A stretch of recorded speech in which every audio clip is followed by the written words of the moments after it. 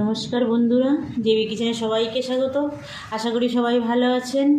আজ আবার একটা রেসিপি নিয়ে চলে আসলাম আপনাদের সঙ্গে শেয়ার করার জন্য। আজ বানাবো এই কচি আমের হাতে মাখা টক ঝাল আচার, যেটা বানাতে আমি এই কচি আম নিয়েছি। আর এখানে দেখুন আছে এই সর্ষে নিয়েছি, সাদা সর্ষে 2 চামচ, কালো সর্ষে 2 চামচ, হলুদ গুঁড়ো নিয়েছি একটু লাল লঙ্কার গুঁড়ো নিয়েছি, লবণ নিয়েছি, আর 10-12টা কাঁচা পাকা লঙ্কা নিয়েছি, আর সর্ষের তেল। এই কটা জিনিসেই আমি আচারটা তৈরি করব, হাতে মেখে আচারটা তৈরি করব। প্রথমে আমি এই আমটা এই জলে ভিজিয়ে নেব, ভিজিয়ে খোসা ছাড়িয়ে নেব। আমি কিন্তু খোসা সহ করব না, কারণ আমি খোসা ফেলে দিয়েই করব। ভালো করে আমটা ধুয়ে নেব। আচারটা খুব সুন্দর হয় বন্ধুরা। আমার ভিডিওটা না টেনে শেষ পর্যন্ত দেখবেন। আমি যেভাবে আচারটা তৈরি করছি ওইভাবে আচারটা করবেন, আশা করি আপনাদের খুবই ভালো লাগবে। আর এই কচি আমটা খুব একটা টক হয় না, তার জন্য আমের স্বাদটা পরিপূর্ণ, খুব সুন্দর লাগে আচারটা। ভালো করে একটু 10 মিনিট ভিজিয়ে রাখবো।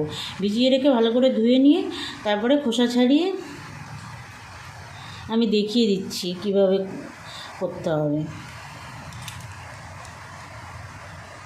দেখুন বন্ধুরা, আমটা ভালো করে ধুয়ে নিয়েছি, এবার জল থেকে তুলে নেব।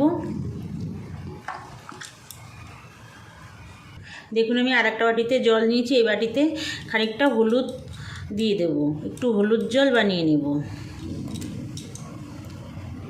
হলুদ জল বানিয়ে নিলাম। এবার আমি এই আমের খোসা ছাড়িয়ে নেব। খোসা ছাড়িয়ে আমি হলুদ জলের মধ্যে দিয়ে দেবো। আমি এই যে এটা দিয়ে খোসা ছাড়িয়ে নিচ্ছি। দেখুন এইভাবে আপনারা বটি কিংবা ছুরি দিয়েও খোসা ছাড়াতে পারেন, কোনো অসুবিধা নেই। আপনাদের যেটাতে সুবিধা হয় সেটাতেই খোসা ছাড়াবেন। আর এই আচারটা তৈরি করতে গেলে একটু টাটকা আম হলে বেশি ভালো হয়। একটু শুকিয়ে টুকিয়ে গেলে সেটা বেশি ভালো হয় না, তার জন্য সবসময় চেষ্টা করবেন একটু টাটকা আম নেওয়ার জন্য। এই দেখুন একটা আমের খোসা ছাড়িয়ে নিলাম। এবার বোটাটা কেটে নেব।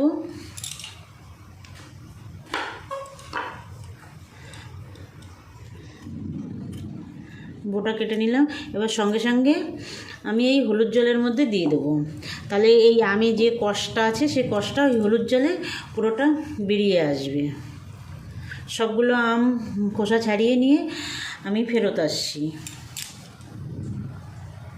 দেখুন বন্ধুরা, সব কটা আমের খোসা ছাড়িয়ে আমি এই যে হলুদ জলে ভিজিয়ে রেখেছি।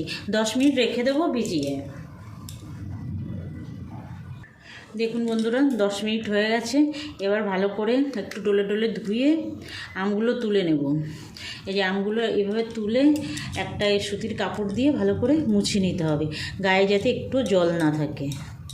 এই দেখুন সুন্দর করে, এই যে সুন্দর করে আমি মুছে নিলাম। মুছে রাখতে হবে এখানে একটা জায়গায়। এইভাবে সব আমগুলো আমি মুছে নেব। গায়ে জল থাকলে হবে না, জলগুলো একদম সুন্দর করে শুকিয়ে নিতে হবে। দেখুন বন্ধুরা, সব কটা আমি ভালো করে মুছে নিয়েছি। এবার আমি পিস করে দেখিয়ে দিচ্ছি কিভাবে পিস করতে হবে। সব কটা আমি পিস করে নেব। আমি ছুরি দিয়ে পিসটা করব, আপনারা বটি দিয়েও করতে পারেন, ছুরি দিয়েও করতে পারেন। আপনাদের যেভাবে সুবিধা হবে সেইভাবে পিসটা করে নেবেন। প্রথমে আমি 2 ফালি করে নেব। দেখুন একদম কচি। এবার ভিতরের দানাটা বের করে নেব। এই যে এইভাবে দানাটা বের করে নেব। দানা আপনারা সবাই বের করতে পারেন, তবুও আমি একটু দেখিয়ে দিচ্ছি। এই যে এবার এইভাবে রাখতে হবে, রেখে একদম পাতলা পাতলা করে এটাকে পিস করতে হবে, একদম পাতলা।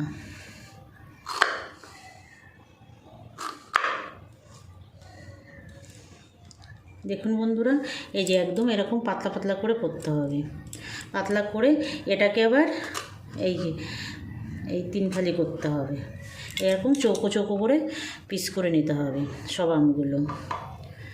আপনাদের যেটাতে সুবিধা, বটিতে যদি সুবিধা হয় বটিতে করে নেবেন, না হলে ছুরি দিয়েও করতে পারেন, কোনো অসুবিধা নেই।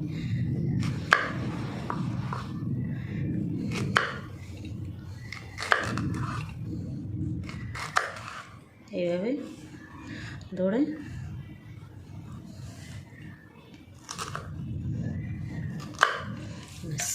এইভাবে পিস করে নিতে হবে।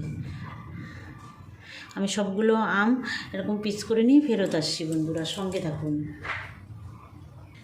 দেখুন বন্ধুরা, আমি সবগুলো আম পিস করে নিয়েছি। দেখুন একই সাইজের হয়েছে। এইভাবে পিস করে নিতে হবে, একদম পাতলা পাতলা এইভাবে করে নিতে হবে। এবার এর মধ্যে আমি একটু লবণ দিয়ে দেব, লবণ দিয়ে দেবো একটু, আর দেবো একটু হলুদ।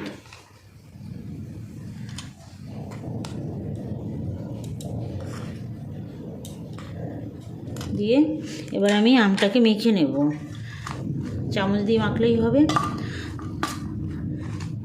মেখে একটু আপনারা যদি আপনাদের বাড়িতে যদি রৌদ্র আসে তাহলে রৌদ্রতেও দিতে পারেন, একটু গায়ের জলটা শুকানোর জন্য, না হলে ফ্যানের নিচে।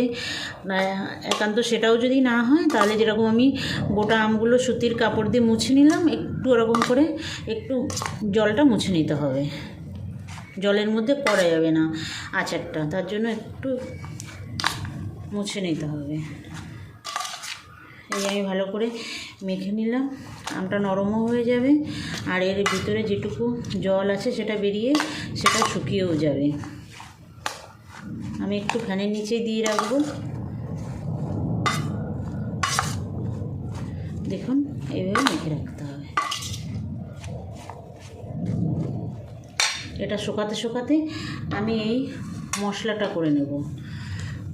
মশলা মানে এই যে সর্ষে নিয়েছিলাম, কালো সর্ষে 2 চামচ, এই যে এই চামচটার আমি 2 চামচ নিয়েছি বন্ধুরা। সাদা সর্ষে 2 চামচ, আর এই কাঁচা পাকা লঙ্কা 8-10টা দেব বন্ধুরা। লঙ্কাটা আপনারা আপনাদের মতো দেবেন, কিন্তু এটা একটু ঝাল ঝাল টক টক খেতে ভালো লাগে, সেই জন্য আমি একটু 10টা মতো দেব। আর একটু শুকনো লঙ্কার গুঁড়োও দেবো আমি, লাল লঙ্কা, সেটা পরে। আর এর মধ্যে একটু লবণ দিয়ে দেবো, ওখানেও লবণ দিয়েছি, সেই কথাটা মনে রেখে আমি এখানে একটু লবণ দিয়ে দিলাম। দিয়ে আমি একটা মিক্সিতে গুঁড়ো করে নেব। আপনারা চাইলে শিলপাটাতেও গুঁড়োটা করতে পারেন, কোনো অসুবিধা নেই। আমি মিক্সিতেই করব। এইটা বাটার সময় কিন্তু জল ব্যবহার করা যাবে না, এমনি গুঁড়ো করতে হবে, কোনো পেস্ট করতে হবে না। তাহলে বন্ধুরা আমি এটা গুঁড়ো করে নিয়ে ফেরত আসছি।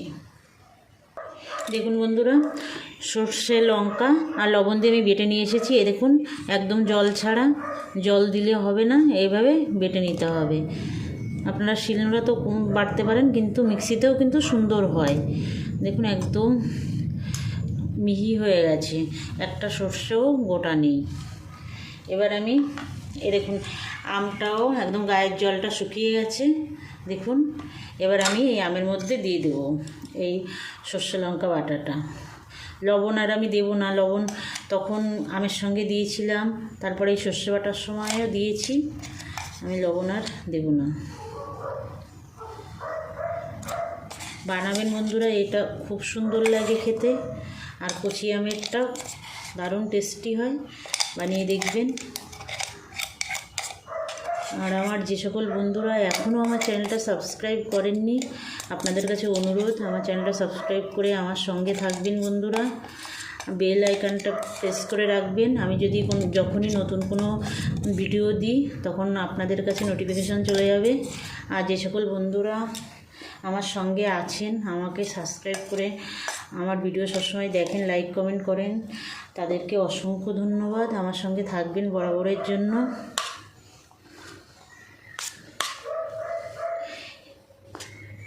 এটা মিশিয়ে নেব।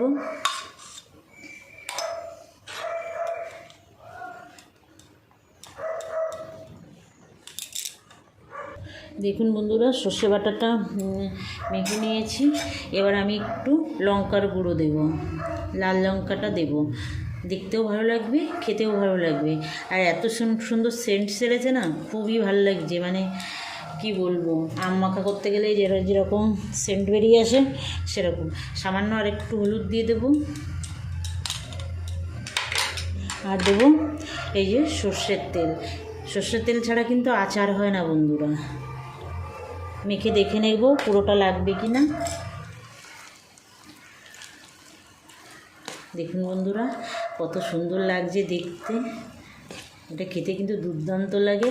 আর আপনারা যদি মাঝে মাঝে একটু রোদ্দুরে দিতে পারেন তাহলে দীর্ঘদিন পর্যন্ত এটা ভালো থাকে। আর রৌদ্র যদি বাড়িতে নাই আসে সেক্ষেত্রে আপনারা ভিনিগার দিয়ে তৈরি করে নিতে পারেন, তাহলেও দীর্ঘদিন ভালো থাকবে। কিন্তু আমি এটা মাঝে মাঝে একটু রৌদ্রে দিই, সেই জন্য আমি আর ভিনিগার দেব না, এমনি বানিয়ে নেব, তবু আমারটাও দীর্ঘদিন ভালো থাকে। আর একটু তেল লাগবে।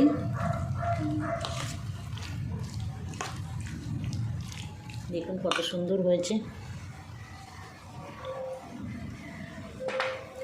এটা তেলে আর এই যে সর্ষে কাঁচা লঙ্কা বাটা এতেই মজে যাবে পুরো।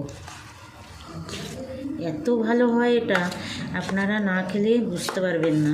তার জন্য বন্ধুরা আপনাদের কাছে আমার অনুরোধ, আপনারা একবার অন্তত বানাবেন এই ছোটো আম থাকা মধ্যে, কারণ কদিন পরেই তো আম আবার বড় হয়ে যাবে, তখন আবার ওই আমটা দিয়ে কিন্তু এটা হয় না ভালো, এটা কচি আম দিয়েই ভালো হয়। পুরো তেলটাই দিয়ে দেবো বন্ধুরা।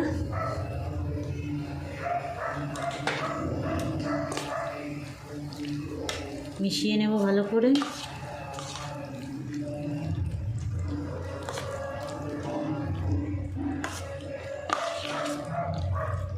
কচি আমের টক ঝাল আচার, দেখুন একদম কোনো গ্যাস জ্বালানোর কোনো ব্যাপার নেই, হাতে মাখা আচার তো হাতেই হয়ে যাচ্ছে।